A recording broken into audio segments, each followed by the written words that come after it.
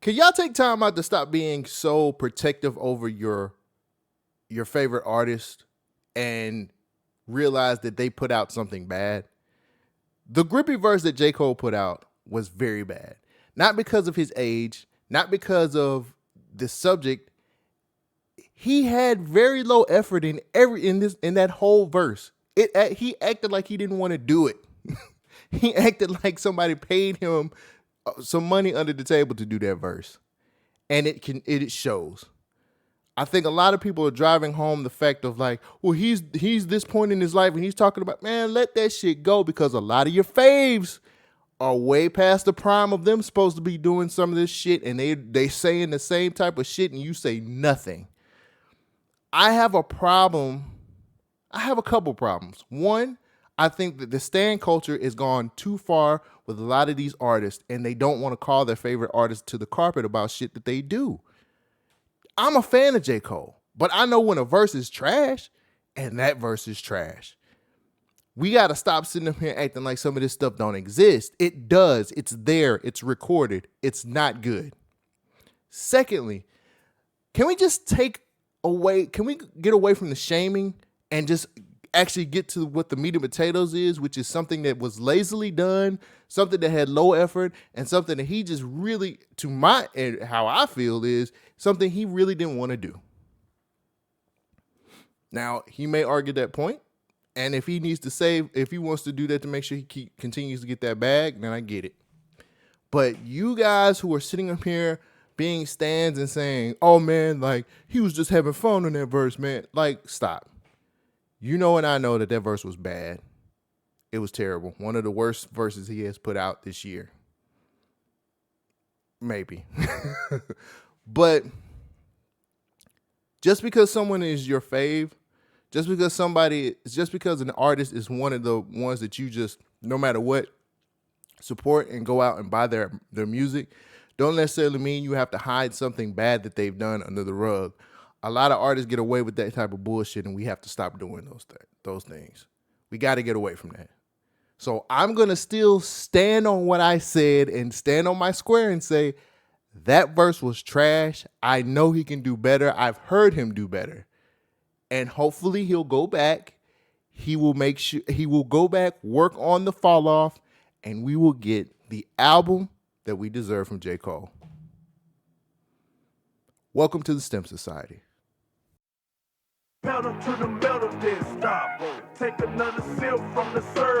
The STEM Society. No? Yeah.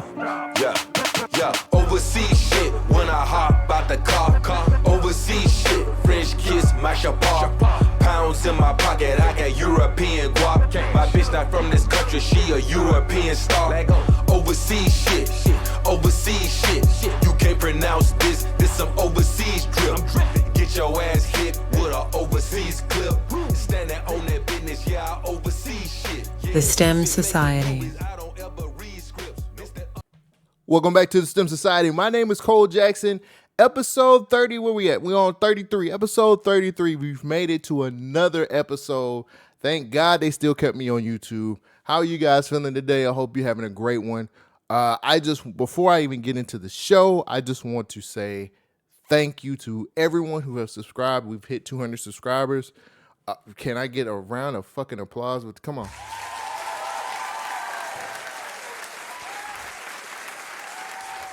Keep it going. Fuck it. Keep it going. All right, that's enough. Thank you guys for being subscribers to this channel. That I wanted to hit 200 before the month end. I'm recording this on the 28th. I'm super thankful for everyone who is taking time out to be a part of the society. I'm thankful for everyone who decided to just watch either the long form content or the short form content. Either way, you've taken time out to watch my content, and I appreciate it. And I want to grow this thing organically, man. I want to make sure we continue to grow it. But I just wanted to start off before I even got into the show just to say thank you for helping me hit this milestone. And now we're on the road to 500. So please, guys, if you can, hell, fuck it. I might as well do it in the beginning. Might as well do it now. Look, guys, I appreciate everyone helping me break the algorithm change by giving me a like, a play, a listen, and giving me a comment. But you can always help me move forward by subscribing to the channel, by subscribing to the BYNK Radio YouTube channel to be a part of the society. This content comes out twice a week. If you like music content like this, man, subscribe, become a part of the society, be a part of something that's growing every day. I'm so appreciative. Join the other subscribers who are part of the society and help this thing grow organically, man. I don't need to be doing that fake shit, man. I want to be able to do this for the rest of my life without having to work a 9 to 5 because that shit sucks. But for everyone who has subscribed already, for everyone who's already a part of the society, thank you. But you can help me by telling a friend, by telling another friend, and sharing this content with each other. I appreciate you guys. Let's get to 500. Music in rotation. So I got 3 songs that I want to make sure you guys put into a playlist. These are 3 songs that I have been listening to here recently. R&B and some rap. And I don't know what the third song is, but you need to find a playlist to put some of this stuff in. First song, I gotta go here. Kehlani, After Hours she did an After Hours Cater to You mix. If you're trying to catch a vibe, this is the song for it. Whoever idea it was to be able to do this with a Cater to You flip was fucking genius. This could have went left real easy, and this shit is fire. This shit is so fire. The production is very tight. I thought that the way they flipped the Cater to You song into the After Hours song worked perfectly. I think Kehlani was very strong on this song. I think this is the only single she's dropped this year, and I think her vocals were super strong on here. But the vibes that you catch off this song is amazing. You need to find a playlist to put this in and make sure it is with some company, some good company that's coming over. You want to light a candle or something like that, you know what to do. I'm not even going to tell you, but make sure you put this in one of your playlists when you have somebody who wants to come over and talk. I love this mix, man. I hope that we're getting a Kehlani album this year. If we do, thank God, because I don't know about y'all, but it hasn't been a lot of good R&B that's been out this year. I keep going back to the Bryson Tiller album. I think Bryson Tiller has put out a very solid R&B album. Other than that, I've been listening to a lot of last year's R&B stuff, but I haven't been listening to anything solid this year. And I might have to get into my bag and kind of find some new R&B artists. 2023 was a real strong year for R&B, but this year is just, to me, it's been falling a little bit short. That's why I'm praying that Kehlani comes back out with a new album. I think the last album she came out with was in 2022. Was it Sweetwater Road or Blue Water Road? I think it was like Blue Water Road. But we need some more R&B like right now, because I am fiending for some good R&B right now. But if you have not heard it yet, go out, get on your phone, listen to Kehlani's After Hours Cater to You mix. You will not be disappointed. Please put this in a playlist. All right, so next up, I know I started off the episode talking about J. Cole and kind of getting to the drippy conspiracy and how people are going crazy over this verse that he put out. But I wanted to talk about some good J. Cole. So if you don't remember, Might Delete Later came out earlier this year. He had a song called Pie where he featuring Daylight and Ab-Soul. I went to revisit Might Delete Later just to kind of hear that album again. That album's really good. I don't know if you guys really realize how good that album is. And I think it got caught up in a lot of the apology stuff and the diss track, the 7-minute drill bullshit. It got caught up in that. Go back and revisit that album. That album is actually it's really good. But to me, the standout song, and I've been saying it all year, I'm gonna stay saying it. Pie is one of the best songs that came out this year. For this to be a hip hop, like it is a hip hop song. It's one of the best hip hop songs out there. The level of rapping that these 3 guys did was unbelievable. The entendres that was in the song were fire as hell. I think everybody held their own weight from Daylight to Ab to even J. Cole. J. Cole actually did really well on that song. And I am going to champion this song until I cannot champion it anymore. It is one of the best songs that came out this year, especially if you're looking for lyrics, if you're looking to find shit. Like Daylight goes into this, he goes into he's on some biblical shit that I am still trying to figure out, but I enjoy it. Daylight actually produced the song as well, and I think the laid back beat that's on here just completes the song and it holds it together. It's not super like underground Griselda type shit or like what Rock Marcy would do. It's a lighter type song. It's a lighter type beat, but the level, the top tier level of rapping on this song is unbelievable. I will put this song up against a lot of other hip hop songs that are out right now. I really feel like this is one of the top songs of the year.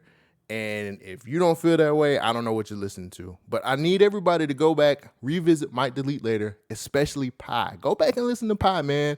Listen to what these niggas are saying. It is some of that shit went over my head. It's still going over my head. But I really didn't think these three would mesh well. But that shit worked. So, 1, revisit Might Delete Later if you want to hear some good J. Cole rapping. And 2, put Pi in a playlist with some of your other rappity rap niggas that you like to hear. Like not Don Tripp. Is it Don Tripp? I think Don Tripp did drop like 50 albums this year. But if you have a rappity rap playlist, this song should be at the top of it. So the last song I wanted to talk about was a song that was featured last week when I was playing. I usually do these interludes between the different segments of the show, and one of those was Suicide Boys, and the song was called Thin Gray Line.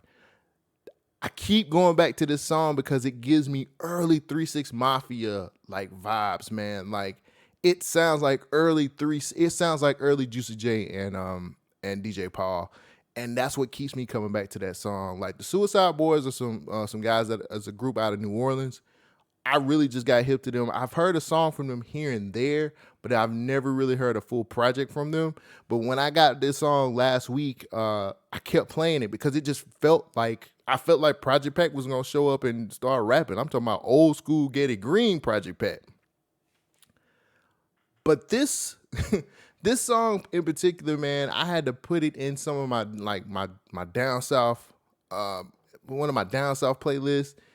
I love the way this song sounds. I love the feel that it gives me. It makes me want to go back and listen to like early 3-6 Mafia, The End or The End 2.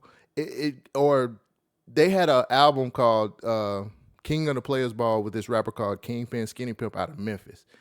It's something about that Memphis, I guess because I live in the South, but it's something about that Memphis sound that I just can't get past. And the Suicide Boys, they've actually taken that sound and they've recreated it, and you can tell that they were inspired by 3-6 Mafia.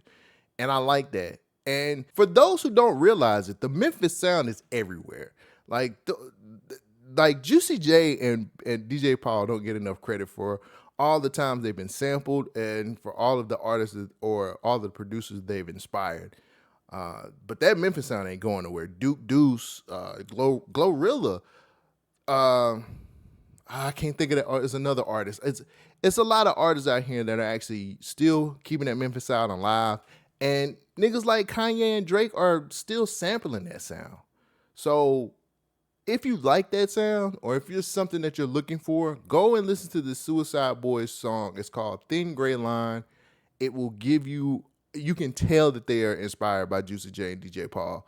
And I'm going to go check out their catalog to see if they have more songs like this, because this song right here I stay playing it over and over again. And I want to hear if they got more like that. So check it out. Like I said, Suicide Boys, Thin Gray Line.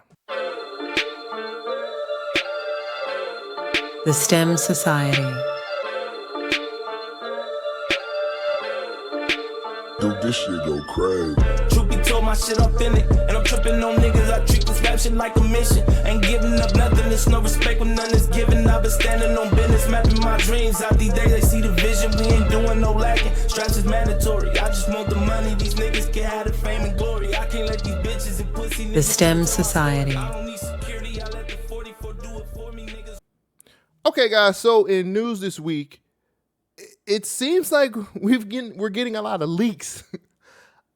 So apparently, the Mob Ties reference track has leaked online. Now, apparently, this was made by Vori. If you guys don't know, Vori was previously signed to Meek Mill, and he actually made this track. If I'm not mistaken, they're saying that he wrote this track. It's all over Twitter. I picked it up as soon as I seen it. People don't even know the origin of the leak right now, which is crazy. But neither Drake or Vori has said anything about this yet. I doubt that they will say anything. I don't think either one of them want to talk about it, especially Drake with the type of stuff that's been going on.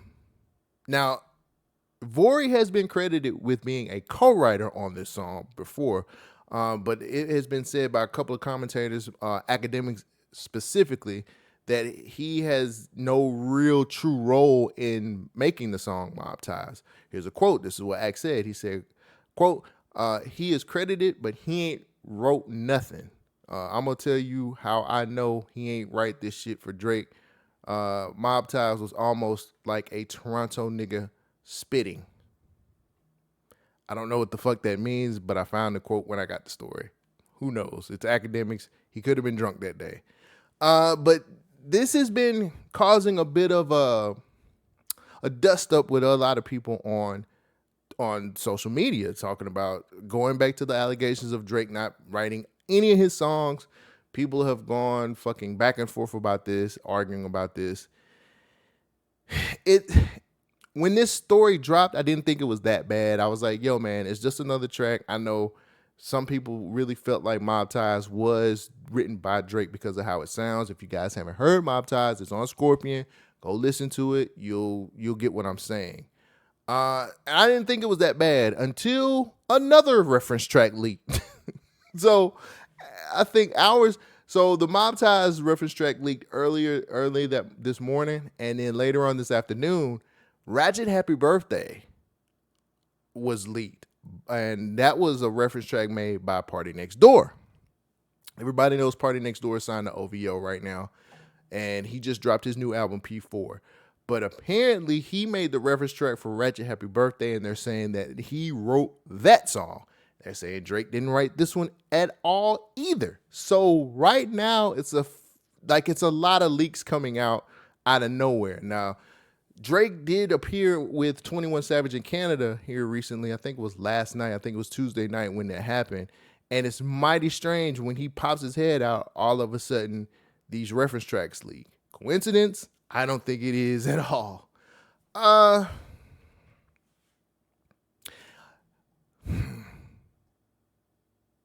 This can't be real. This can't be real. I don't think with everything that's been going on with AI here recently, the Mob Ties track, that could probably be real. I think that could probably be real. I've listened to it over and over again, and it seems like Vori probably did have a lot to do with writing that song. The Party Next Door one with Ratchet Happy Birthday, I kind of feel like that's AI. I don't really feel like I don't think that's real. It's too much shit going on with Drake right now. With the shootings and with the whole situation with these reference tracks leaking, I kind of feel like somebody's trying to destroy the boy. I know. I'm jumping out of the window when I say that, but I feel like it's a plot to like ruin this man's career all of a sudden. Now, a bunch of prominent podcasters, one in particular has said have had their own theories about labels or label heads being upset with Drake and saying, yo, like we gotta take him down a notch. But things like this coming out, those are huge hits to this man's career. And I know a lot of us feel like Drake is unstoppable. I know a lot of us feel like he's a great hit maker, but you have to think, after coming off of this Kendrick Drake beef, he ain't looking so good. You know what I'm saying? This typical shit that he's been doing as far as controlling the internet, controlling how people on the internet thinks, social media, all that stuff, that went down the toilet with this whole Kendrick thing. Kendrick basically pulled a Drake on Drake. And I know you've heard that already, but it's true. Damn near every diss track that he came out with against Drake has been charting on Billboard. Like either been number 1 or in the top 5 or top 10.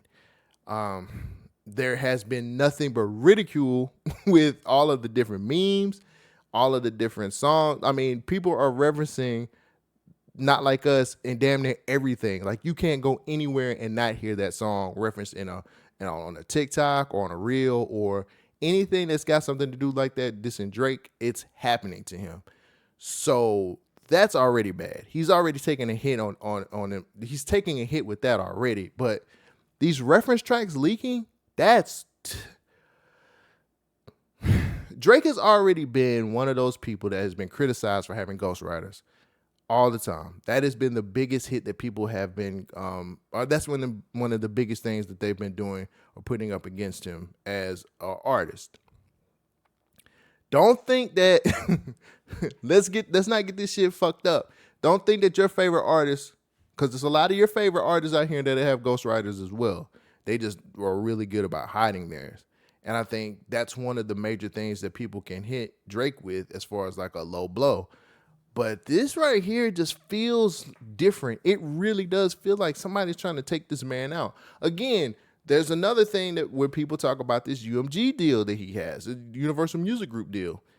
Is there a problem between him and Lucian?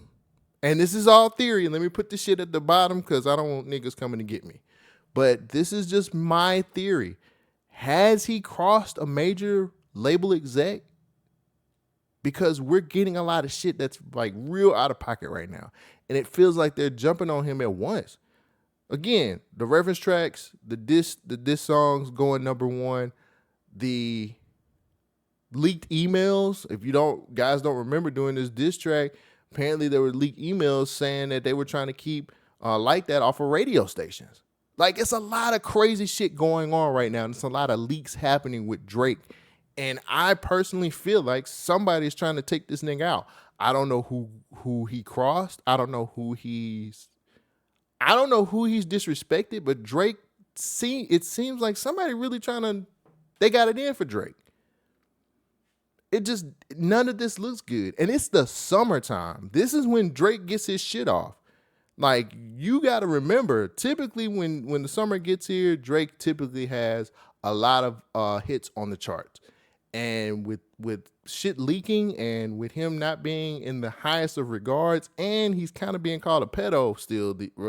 Like, let's not get it fucked up. They Not Like Us is a song about a nigga being a pedophile. Niggas are dancing off of a pedophile song. Like, none of this looks good for his profile. And I feel like he's crossed somebody. Theory. My theory, that's just theory. I got to make sure I put that shit on there because you niggas go crazy. But my theory is he's crossed somebody and I don't think they want him to be on top anymore. It just feels that way. All of this shit happening at once is not a coincidence to me. It just can't be. It can't. And I think more shit is coming. I think more things are about to come out on him because it just seems like nobody likes him anymore. All of the people he used to do collabs with, they don't fuck with him no more. I just feel like there's some label shit that's going on behind the scenes, or maybe maybe he's a little bit too powerful now. I'm just saying what's on my mind and what I've been thinking about here recently. Maybe he has way too much control over his music. Maybe he has way too many things going on. Maybe he said no to the wrong executive and they're making him pay for it right now. So I don't know, man. I hope this doesn't kill Drake's career, because a lot of us are sitting over here saying, well, if he disappears for a little while, he'll come back and his career will be okay. Everything will be fine. Drake can withstand this, but the more leaks that come out, the more shit that's happening to this man, the worse it's going to be. And I think the harder it is for him to be able to put out an album that's going to sell. He's posted a couple pictures with some, I think the producer from Honestly Nevermind was like, yo, Summer's here. Let's go. You know what I'm saying? Like, I don't think they want him to go in the summer. But we'll see. We'll see. I hope that Drake does not. I'm a Drake fan. I like Drake, and I don't want Drake to get destroyed in all of this shit. But it really feels like somebody has a vendetta against him, and I don't know who it is. I don't know what label exec hate him. I don't know if he's fucked somebody's wife, but it ain't looking good for the boy. So in more leak news, apparently hundreds of songs from artists like Kanye West, Travis Scott, Gunna, and A$AP Rocky have leaked online. Apparently, in all of this leaked, it was a collab album from Kanye West and Travis Scott called Can You Be. Apparently, this is one of the biggest leaks in music history. These songs have been everywhere. So what they're saying is, and I got this story from, what was it? I got the story from Hip Hop and More. But it looks like this was a part of a group buy deal where some people was putting up as much as $5,000 to be able to buy a folder with all of this leaked music. This comes nearly 8 years after a similar failed campaign happened. So apparently this has been something that's been in the works where people have been trying to buy this unreleased music. And people wanted this Kanye West and Travis Scott albums really, really bad. But now they're going to get it via this huge leak. I didn't even know that it was a thing called a group buy. I'll put the definition up here for you. But this shit seems very, very crazy. I didn't know that you could do some shit like this. This is the first time I ever came across something called a group buy. But apparently, like, these people have put up tons of money together to be able to buy this huge folder of music, unreleased music from all of these artists, and it went through. Apparently, this leak also has songs and versions of A$AP Rocky's Testing, and it has well over 130 songs from Gunna from 2016. Who leaked this shit? How did somebody find this? Like, did somebody drop a laptop somewhere? Like, what the fuck is going on? I never knew that you could find all this music just randomly somewhere. Or was it a producer that was upset? Like, where are they getting all of this stuff from? So also on Twitter, someone on Twitter said that it's a possibility that 40 collab songs from Kanye and Kendrick Lamar could be a part of some of this group buy stuff if $100,000 is raised. That's why. Where are you finding 40? They did 40 collab songs together. Kanye West and Kendrick Lamar has 40 songs out of nowhere. Where the fuck are these people finding this shit from? This is the oddest thing I've heard of before in my life. Like, I never knew that this was a thing. And they've been trying to do this for, like I said, they tried to do this 8 years ago, and now it's actually coming true. Like, I want to hear this music, but I don't got $5,000 to put up. I don't have $500 to put up. I don't even have $50 to put up right now, but I want to hear this. I want to hear all of this music. A Kanye Travis Scott album, 40 songs from fucking Kanye and Kendrick. I don't really give a fuck about the A$AP Rocky Testing album. Like, that wasn't one of my favorite albums from A$AP, but all of this music out of nowhere being leaked is very surprising to me. I don't know where some of these people are finding this shit from. Who in the world, who did these people piss off? Why are people leaking so much shit? And where are these people coming up with $5,000 to put up for some of this shit? This is crazy.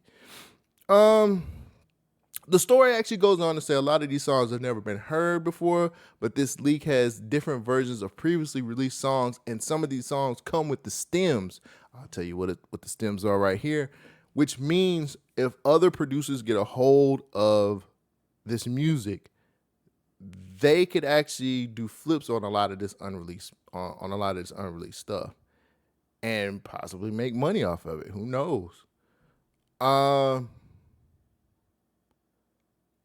don't know where we go from here. And I don't know if the story seems fake to me, but I've seen so much stuff online as far as like tweets and people who have put up different stuff saying that they have this amount of money ready for the purchase. And this shit seems way deeper than what it really is. I'm questioning where people got the music from. I'm questioning where people are. I mean, this is a worldwide thing. Like, this is just not just the US. This group buy thing is national. I mean, this group buy thing is international. Like, people from all over the world can put money into this group buy to be able to purchase these folders to be able to get this music. I don't know if the artists have any rights to this as well. Like, what do the artists do if this stuff gets leaked and flipped? And if somebody else is making money off of it, like, is there a situation where these artists can sue? Like, it's a lot of different legal things that's going on here at once.